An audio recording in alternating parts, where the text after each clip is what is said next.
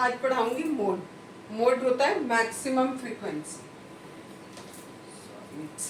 Maximum frequency it is, मैंने दोनों को मिला दिया, ठीक है। मैक्सिमम फ्रीक्वेंसी, अगर हमारे पास खाली हमें x की वैल्यू दी हुई है, दैट मीन्स क्लास इंटरवल नहीं दिया हुआ, दैट मीन्स हमारा जो डेटा है वो ग्रुप्ड नहीं है, ठीक। अगर हमारा डेटा ग्रुप नहीं है, सपोज करो हमें वैल्यू ये दी है 1 2 3 4 और फ्रीक्वेंसी हमें दी है 3 4 9 0, ठीक। तो इसमें तो हमें मोड पहचानना बहुत ही आसान है, जिसकी मैक्सिमम फ्रीक्वेंसी हो। मैक्सिमम फ्रीक्वेंसी हमारी 9 है, ठीक है। और कौन सा नंबर हमारा सबसे ज़्यादा बार आया है? 3, तो 3 इज द मोड। हमारा मोड कितना हो जाएगा? 3 हो जाएगा। लेकिन अगर हमें यहाँ पर डेटा की बजाय क्लास इंटरवल दिया होता, यानी अब मैं मोड बताऊंगी किसके लिए?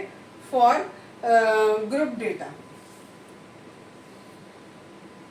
ग्रुप डेटा के लिए, ठीक। अभी हमने जो पढ़ा that is ungroup data. Ungroup data के लिए हमें डायरेक्ट क्या करना है? जिसकी भी मैक्सिमम फ्रीक्वेंसी है वो हमारा मोड हो जाएगा। और अगर हमारे पास ग्रुप डेटा है तो हमें एक फॉर्मूले का यूज करना पड़ता है। वो फॉर्मूला होता है m is equals to L plus f minus F naught upon 2f1 minus F naught minus f1 multiplied by h। ये पूरा हमारा फॉर्मूला है, ठीक है।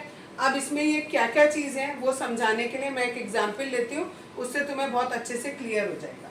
सबसे पहले हमने क्लास साइज दिया 1,3, ये आपकी बुक में एग्जांपल दिया हुआ है, एग्जांपल नंबर 3 है शायद, और 9 माइनस 11 ये दिया हुआ है। और इसमें फ्रीक्वेंसी भी हमें गिवन की हुई है, दैट इज 7 8 2 2 1। तो इसमें हमें सबसे पहले क्या करना होता है? जो हमें मैक्सिमम फ्रीक्वेंसी दिखाई दे रही है, मैक्सिमम फ्रीक्वेंसी ये है, इसका जो क्लास इंटरवल है इसको हम कहते हैं मॉडल क्लास। 3 से 5 ये हो गई हमारी मॉडल क्लास। इसकी जो लोअर लिमिट होती है उसको हम कहते हैं स्मॉल एल, जो कि यहाँ पर यूज हुआ। दैट मीन्स यहाँ पर एल की वैल्यू हो गई हमारी 3, ठीक है। दूसरी बात आई एच।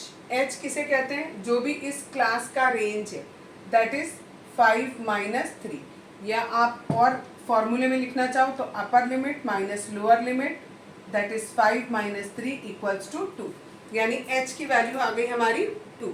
अब बचा एफ, एफ नॉट और ये सारी चीज़ें, ठीक है। एफ किसे कहते हैं? एफ हमारा होता है फ्रीक्वेंसी ऑफ मॉडल क्लास। ये हमारी मॉडल क्लास थी, इसकी फ्रीक्वेंसी ये है, that is F not. Clear इतना? ठीक।